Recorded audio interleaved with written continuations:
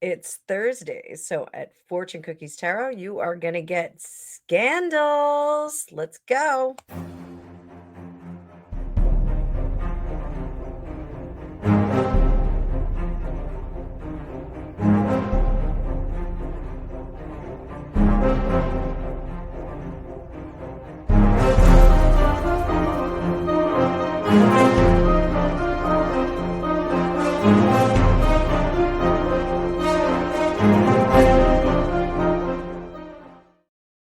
Welcome to Fortune Cookies Tarot. I'm Annabelle. I'm a tarot practitioner for over 35 years. This is Thursday Scandals. I do royals and scandals on Thursdays. So if this is your first time, welcome. We are going to be talking about Jon Hamm today. He was mad. He was Mad Men. You guys know that. He was Mad Men. I did not watch that, but he was also the jerk boyfriend in Bridesmaids, and I loved him in that. He was a great jerk. Maureen Callahan, who you may or may not be aware of, she wrote the recent Kennedy book Ask Not, which really blew the lid off a lot of the treatment of women in the Kennedy orbit, not just the Kennedy women, but the women that married in. Very, very interesting book. She did have some things to say about JFK and Lem Billings, who was a Kennedy hanger-on support cast member for some time. Lem Billings was an outed homosexual during the Kennedy time of Camelot, and Maureen Callahan purports that there was some kind of reciprocal relationship between Lem Billings and JFK. I'm not on that page yet. I need a little bit more detail on that one. So I like Maureen Callahan. If you guys follow Megyn Kelly, she's been on Megyn Kelly a bunch. She actually did the parody of With Love Megan, spelled Megyn for Megyn Kelly. She played the role that was inspired by Mindy Kaling and said she felt quite oppressed in it. So Maureen Callahan is actually a pretty cool chick. She now has her own YouTube. She's been posting on that. And this Jon Hamm revelation was on her first episode. So what she reveals in this is that Jon Hamm is probably a lot closer to the personas that he has played in professional roles than we would like to think. Apparently, there was a college hazing incident that was pretty wild. I will link the Maureen Callahan episode below so you guys can go check it out and see what she had to say. But I wanted to ask the tarot some questions based on this. So Maureen Callahan, chef's kiss to you. Thank you for inspiring my content. So let's giddy up on this. But before we do that, I have lots of sales going on for the rest of the month. And I also have lots of sales going on in my digital academy. If you would like to learn how to read tarot, or if you're just a little curious, I have little bite-sized classes that are in there for just a little bit of money at this point. You know, they're little inexpensive courses that you can kind of dip your toe in. You can watch them from the beach. You can watch them from your poolside. You can watch them while you're pretending to work in the office. So, but no, don't do that. Don't get fired on my account. So let's take a look at Jon Hamm. Remember to hit that like button. We're going to bring the card view up. I hope you guys are having an amazing week. I hope things are going swimmingly for you and you are adjusting to the spring weather. So, what is the truth behind Jon Hamm's public persona and his private behavior? Is the charm a mask or is it a mirror? He's a two-facer, guys. We got two faces here. Extremely ambitious. Very fortunate to be in this position. He's just kind of rubbing the right elbows. Oh, yeah, he's definitely not the nicest person behind the scenes. I'm going to say that. I think two-faced behavior, lots of gaslighting here, but it bleeds through. So he's an interesting kind of what I would call a jerk face. interesting kind of person because he's almost insulting to your face and kind of rude to your face, but it's pitched in a gregarious kind of way and in situations where you really can't be like, no, it's Mr. Jerk Off to you. You can't really put him in his place. It's very awkward situations in which he kind of flexes this arrogant superiority muscle. So, interesting on that one. But in a very fortuitous position, he was very fortunate in this lifetime. I have questions written down, but maybe we'll go into some past life stuff on him as well. How credible are Maureen Callahan's claims about him? We're just going to use one card on this. Ace of Cups. I don't know if the entire story is crystal clear. There may be some other parties that are culpable for this. Let's pull out some more cards. What do we got? Five of Pentacles, the Lovers. Yeah, there's more than one person. And according to the testimony of this Mark individual who went to the fraternity, the fraternity that Jon Hamm was a part of the pledge. He did say that there was another individual there, so I'm wondering if the other individual was a bit more of the driver of that particular situation. What has been hidden about Jon Hamm and his behavior in the Hollywood circles? What is being hidden by us? Not by us, by them. I think I need a cup of tea. 10 of Pentacles, 4 of Cups, 6 of Pentacles. So as much as, people will not want to hear this, he is a hearkening back to that golden age of Hollywood leading man. He is a Manhattan drinking, old fashioned drinking, cigar smoking, kind of ultra masculine kind of dude. And I think that Hollywood needed that. I think there are individuals in the know, people that are in positions of power that said we do need this as an antidote to the not to steal from Maureen Callahan, but the Timothy Chalamets of the acting world. Even Tom Cruise. Like, I know Tom Cruise has been billed as an action kind of guy, but he's no Dwayne Johnson. Dwayne Johnson's a big guy, and I know he was in wrestling, and we could have a whole debate about that. But I do think that Tom Cruise in a bare knuckle boxing match would not fare as well as some other people.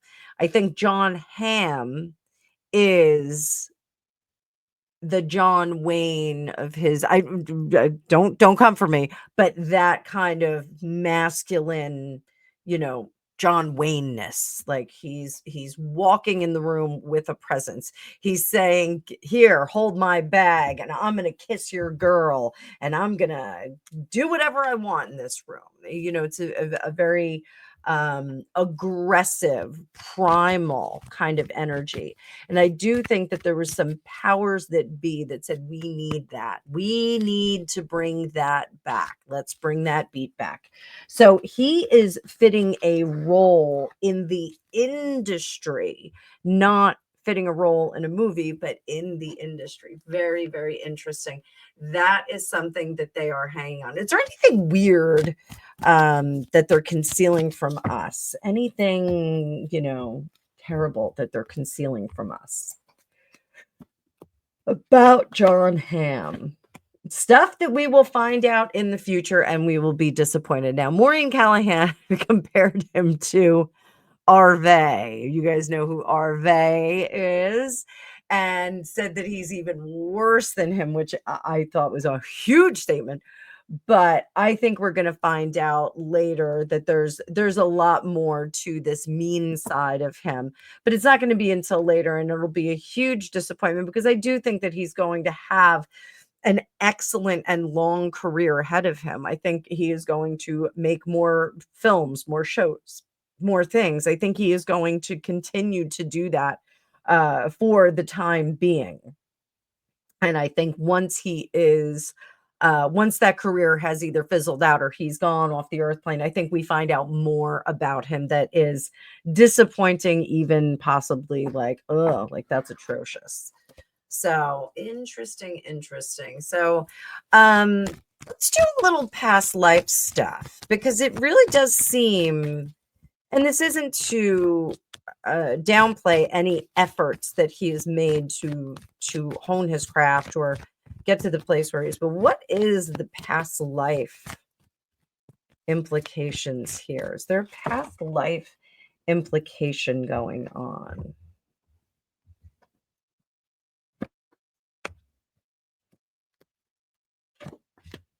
That's interesting. I'm going to say he was an actor before. However, he was a female actor. I think he was a female actress in the golden age of Hollywood, and I think that that's why he has come back and dialed it up. He was not a super, super well-known actress, and I am getting the sense that there was some level of struggle to obtain roles. Sorry, that was a big yawn. To obtain roles, to work that system despite being bright and beautiful and talented, and intrinsically knew if I were a man, I wouldn't have to contend with this, and thus came back as a man.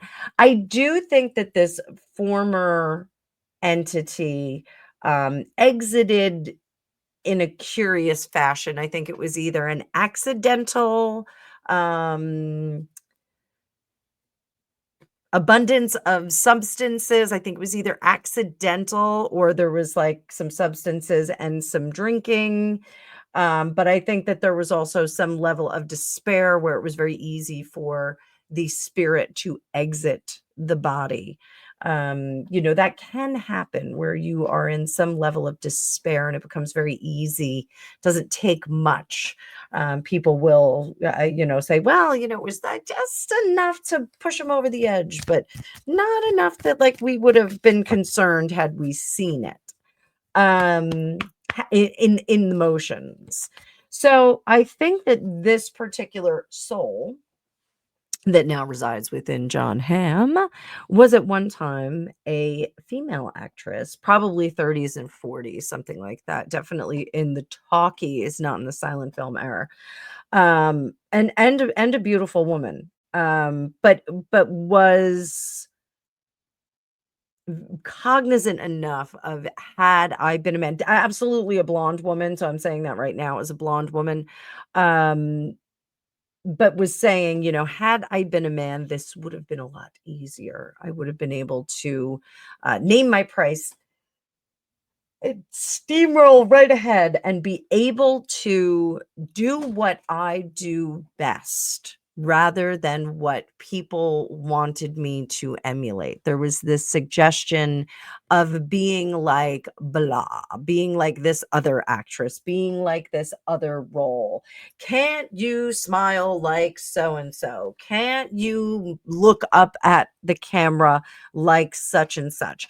That, I think there was a lot of that going on, and I think that was some of the frustration there, that she was whole and good and exceptional in her own package, but they were trying to repackage her as something else, So, will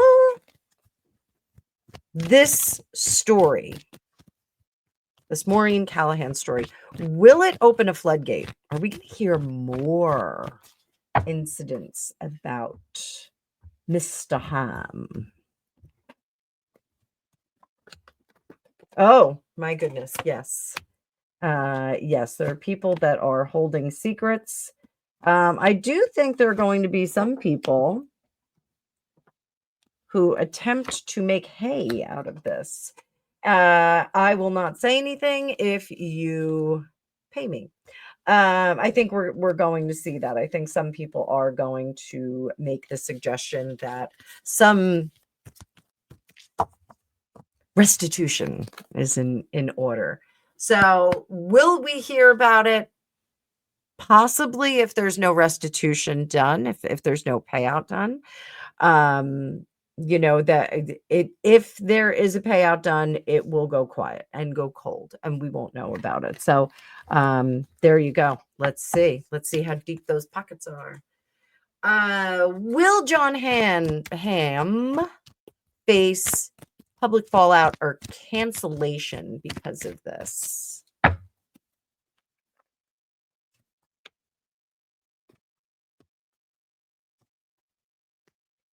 There is a role that he is negotiating right now. I know that he has the show on Apple TV, but there's another role that he is attempting to put himself in, and they are not going to have him in that role. He is perfect for it, but they're going to find another. In fact, I think I know the actor who they are eyeballing for it. And I don't think that they're a similar age. I think they're going to try and get this other guy in there. I'm not going to say who that is, though. Well, I'll say it. I think it's Brad Pitt. I think they're going to try and get Brad Pitt in this role. I think Jon Hamm is kind of like their safety. And I think now they're going to be like, yeah, but this is a film versus a TV show. So said it right there. Future cast. Yay. How does he feel about this exposure? How does he feel about this exposure? Like, kind of came out of nowhere, right? Like,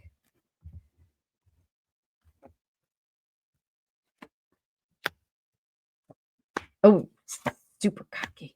Super cocky.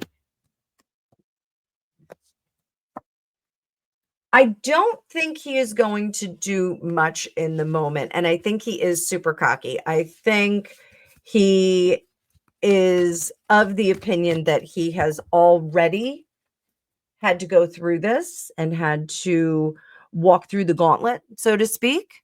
And I think he that is the thing he's going to fall back on. He's going to go, I already went through all this. I already went through all this. This is something that happened 30 years ago. This is something that happened ages ago, 35 years ago. Why are you bringing this up now? Like, this really shouldn't be an issue at all. Like, we shouldn't be discussing it at all. I was a dumb kid in college. What was I, 19? I think that's kind of the language that's going to come back.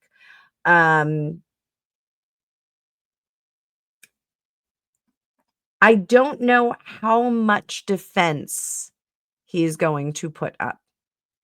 I don't think he is going to be standing up and screaming about this. I don't think we're going to get like a press release where he's going to respond to. I just don't think he's going to do that. I think it's going to be like, whatever.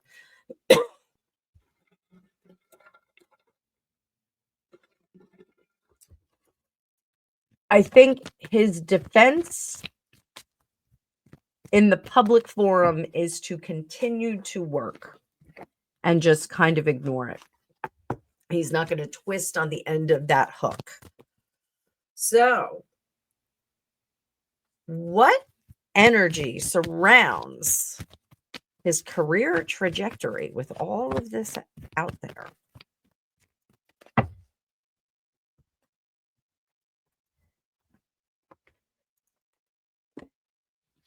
Temperance. So the facts of this are very loose. And I that's not to impugn Maureen Callahan's efforts in journalism. But I think unless we get this Mark individual doing like an interview on Entertainment Tonight or something like that, I think it's very hard to accept that this is a true story, true, beginning, middle, and end with Jon Hamm in the middle of it all. I think it's a little tough to swallow, and it almost feels like some enemy put this story out there. So I think he will dial back his outward cockiness. I think he will dial back some of the overtures of grandeur and, ultra masculinity. I think he's going to dial that back a little bit in public. And I certainly think he will have one soundbite for Maureen Callahan, which it'll be akin to like slamming the phone down or slamming a door in someone's face.